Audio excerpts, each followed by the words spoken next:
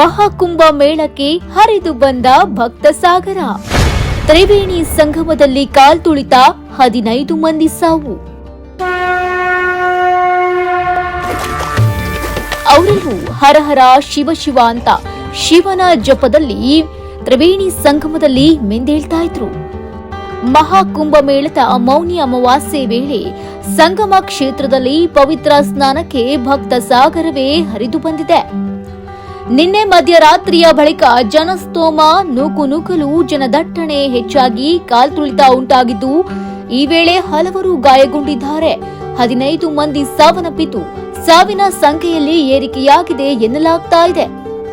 ಹೌದು, ಜನವರಿ 13ರಂದು ಆರಂಭವಾದ ಮಹಾಕುಂಭ ಮೇಳಕ್ಕೆ ಈ ಬಾರಿ ಹೆಚ್ಚಿನ ಸಂಖ್ಯೆಯ ಭಕ್ತರು ಆಗಮಿಸಿದ್ದು, ಇದುವರೆಗೆ ಸುಮಾರು 15 ಕೋಟಿ ಮಂದಿ ಸಂಗಮ ಕ್ಷೇತ್ರದಲ್ಲಿ ಪವಿತ್ರ ಸ್ನಾನ ಮಾಡಿದ್ದಾರೆ ಎಂದು ತಿಳಿದು ಬಂದಿದೆ.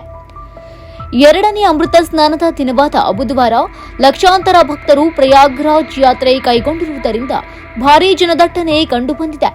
ಕಾಲ್ತುಳಿತದಲ್ಲಿ ಗಾಯಗೊಂಡಿರುವವರ ಪೈಕಿ ಹಲವರು ಸಾವನ್ನಪ್ಪಿದ್ರೆ ಇನ್ನು ಕೆಲವರು ಆಸ್ಪತ್ರೆಗೆ ದಾಖಲಾಗಿದ್ದಾರೆ.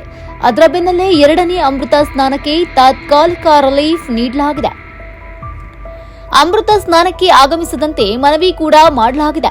ಶ್ರೀಗಳು ಮತ್ತು ನಾಗಾ ಸಾಧುಗಳ ಮೆರವಣಿಗೆ ಮುಂದೆ ಸಾಗುವ ಸಿದ್ಧತೆ ಕೂಡ ನಡೆದಿದ್ರೂ ಸದ್ಯಕ್ಕೆ ಅಮೃತ ಸ್ನಾನ ತಡೆಹಿಡಿಯಲಾಗಿದೆ.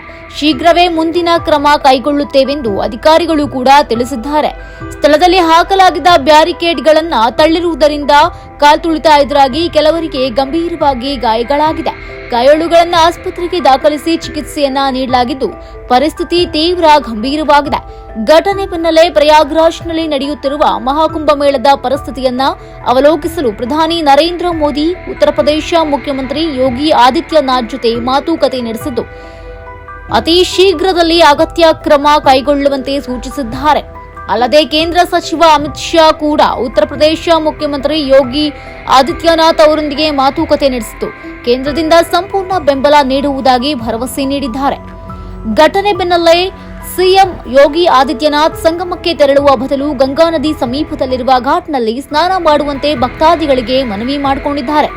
ಭಕ್ತರು ಆಡಳಿತ ಮಂಡಳಿಯ ಸೂಚನೆಗಳನ್ನು ಪಾಲಿಸಬೇಕು ಮತ್ತು ಕಾನೂನು ಸುವ್ಯವಸ್ಥೆಯ ಕಾಪಾಡಲು ಸಹಕರಿಸಬೇಕು. ಯಾವುದೇ ವದಂತಿಗಳಿಗೆ ಕಿವಿಗೊಡಬಾರದು ಎಂದು ತಿಳಿಸಿದ್ದಾರೆ. ಇನ್ನು ಜನಜಂಗುಳಿ ನಿಯಂತ್ರಿಸಲು ಹಲವು ವಿಶೇಷ ರೈಲುಗಳನ್ನು ರದ್ದುಗೊಳಿಸಲಾಗಿದೆ.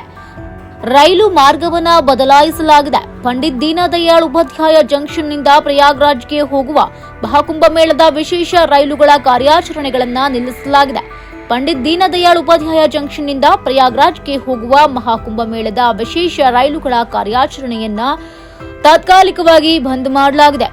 ನಲ್ಲಿ ಸಾವಿನ ಸಂಖ್ಯೆ ಏರಿಕೆ ಆಗದಿರಲಿ ಎಂಬುದೇ ಎಲ್ಲರ ಆಶಯವಾಗಿದೆ. ಈ ಸಂಚೆ ನ್ಯೂಸ್, ಬೆಂಗಳೂರು.